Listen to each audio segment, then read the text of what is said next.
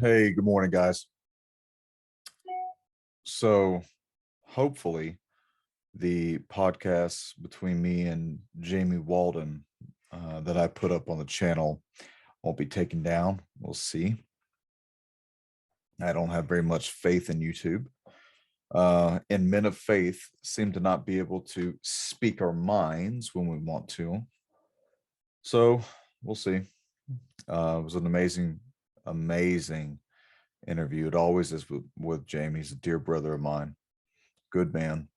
If it's not available here on the channel, it will be available on the Rumble channel. It's already up. People are already commenting on it. So please, like it, comment on it, share it with your friends.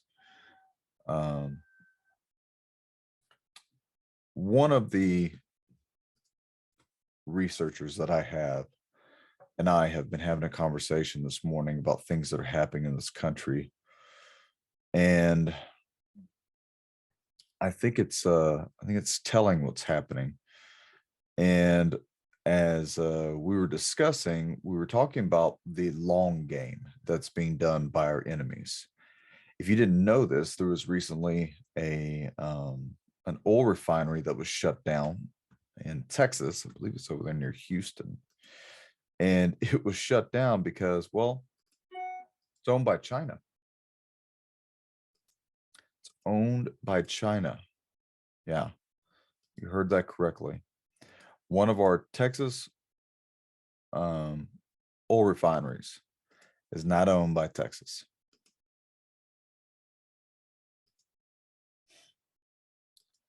They shut it down for some sort of environmental reason, is what they were saying.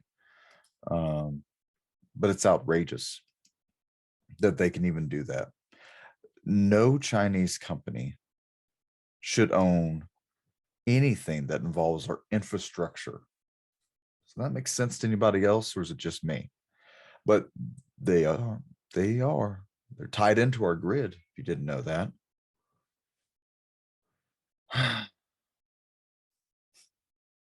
We have a real problem in this country. Here, I want to read something to you. And once again, we're talking about the long game here. And as we were discussing this, my friend, she mentioned that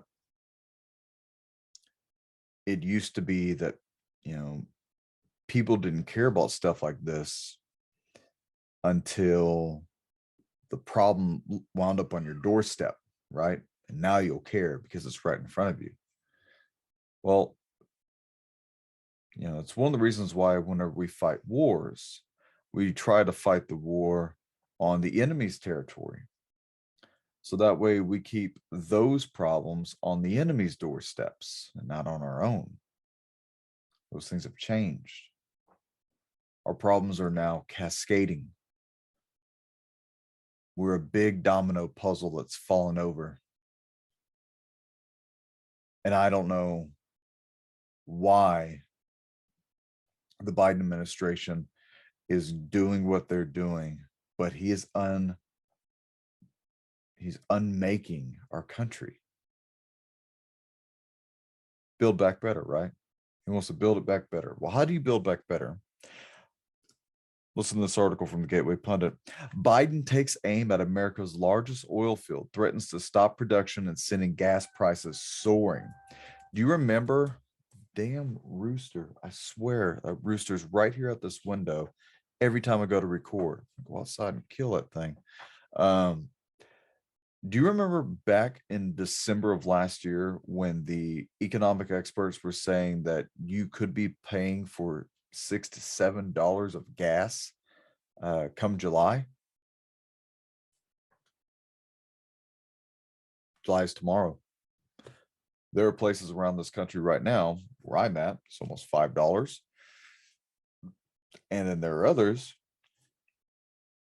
$6, $7. Some parts of California, almost $10, maybe $10. I bet Hawaii is probably in the $9. Everything's always expensive on the island. And who is this going to help? The birds and the bees and the trees?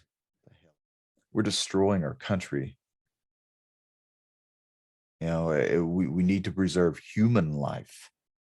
That's the thing we need to be focused on. But these people, they don't want to preserve human life. They want to take it away. They want to regulate it. That's what the abortions are for.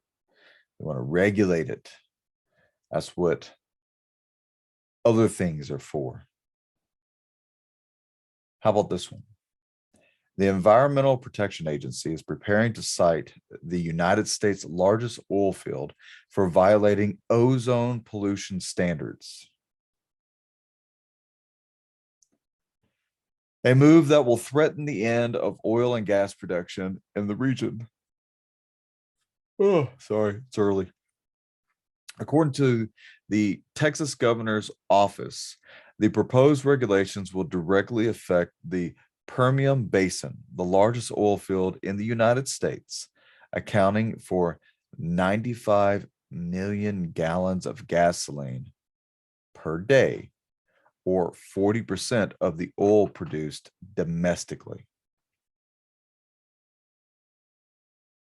This would be just one more move from the Biden's administration to impact the lives of every American by reducing the fuel supply and causing gas prices to soar well beyond Biden's record of $5 per gallon.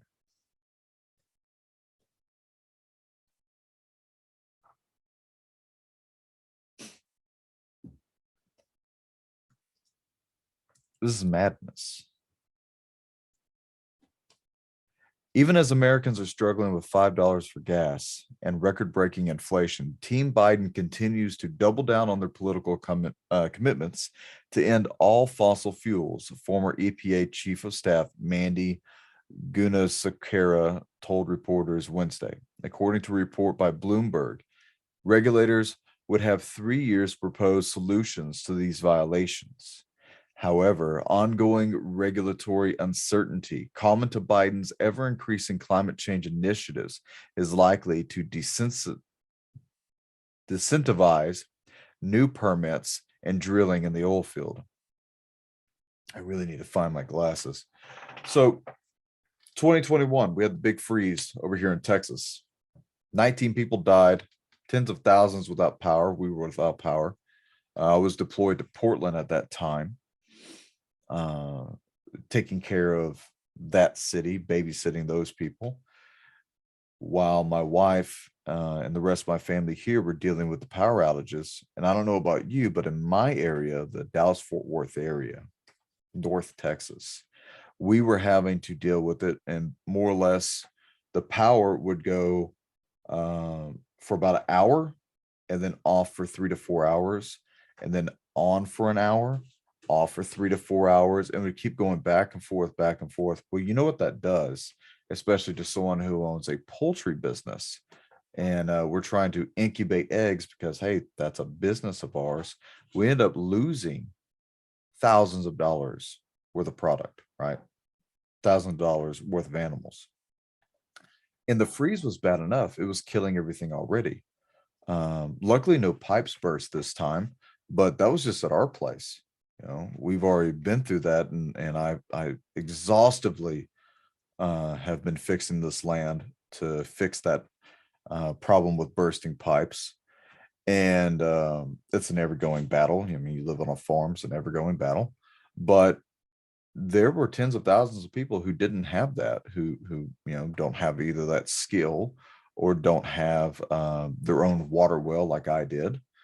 And once again, power goes off for an hour, or power's on for an hour, sometimes only 30 to 45 minutes, and then it's off for 3 to 5 hours. Well, I mean, the water pressure has to build up and it has to refill the tank. So there's plenty of times when my wife and kids ran out of water. You know how many Texans in the middle of that freeze ran out of water? Well, why did we run out of water? Why were we losing power? Probably because we were reliant upon the windmills in western and northern Texas, not far from where we're at right now. Probably 45 minutes from me, and that's when the windmills start. And the windmills were going down. Maintenance wasn't done right. Um, the windmills were failing. They couldn't fix them because of the freeze. The turbines were literally freezing in place and snapping off. We drove by plenty of them and saw them, the wreckage of them. And that's what Biden wants. He wants renewable energy. Well, it doesn't work during storms. It doesn't work when it's needed. It's nice whenever it's a cool sunny day and the wind's blowing just right. Yeah, sure. The windmills and the solar power will work that day. But what happens when the hurricane comes, or the floods, or the fires, huh? How do we stop it then? What about when the earthquake happens, the tornadoes, the freeze? You see, these people, they know what they're doing. They're playing with our lives and they're enriching themselves. This whole scheme of, this Green Deal, this new Green Deal, it's a money-making scheme. That's all it is. They're all getting kickbacks for it and don't think that they're not. But you know what? I have to ask this question to all those working in the oil fields. What are you going to do when you lose your job? Most of my family works in the oil refineries or in the oil fields. What are they going to do? Where are you going to go? Whenever they shut down the Keystone Pipeline, that was bad enough. That's 1 million jobs lost. You keep shutting down the oil field and our refineries, millions of more jobs. Well, what happens when we eventually have millions of men and women with a particular set of skills and the willingness to put forth the effort of such a laborious job, and that is an extremely labor intensive job? Where are they going to go? What are they going to do? What jobs are you going to give them, Biden? Do you have anything set up for them? You're not going to retool these oil refineries and start pumping out soap or whatever it is that you want to turn them into. Everything takes petroleum. It takes petroleum to make everything. So, they're deliberately doing this. It's going to not just send the gas and the diesel skyrocketing, but it's going to happen during an economic collapse, because that's coming. I mean, that's our oil refineries are some of the ways that we made ourselves rich as a nation. And we could be the wealthiest nation on earth if we would just cut the ties, take off the shackles on the oil refineries and start drilling, start pumping. But they don't do it. Hope you have an answer for it. Hope you do. I'm going to keep reviewing the news. See you in a little bit.